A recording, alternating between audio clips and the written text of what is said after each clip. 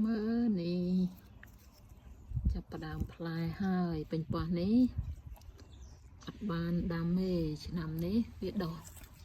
ចង់និយាយថាខ្ញុំដាំឆ្នាំមុនណានេះឆ្នាំនេះដុះហើយផ្លែដកកនេះផ្លែច្រើននេះផ្លែnóមិនចេះតិចនេះសាច់ចកោមហើយប៉ុន្តែវាអត់ទុំទាន់ពេលដែរខែអត់ទាន់ត្រជាក់វារាំងយឺតតែសារយើងអត់បានដាំហ៎ពេលដាំនេះគេចាប់ដាំម្ដុំខែ6ខែ7អីហ្នឹងទៅចាប់ដាំមានផ្លែឥឡូវនេះចាប់ដាំមានទុំហើយនេះទុំអញ្ចឹងនេះសក់ផ្លែនេះញ៉ាំមិនអស់ទេនេះមានតបេះយកចែកចាយគេនឹងឯង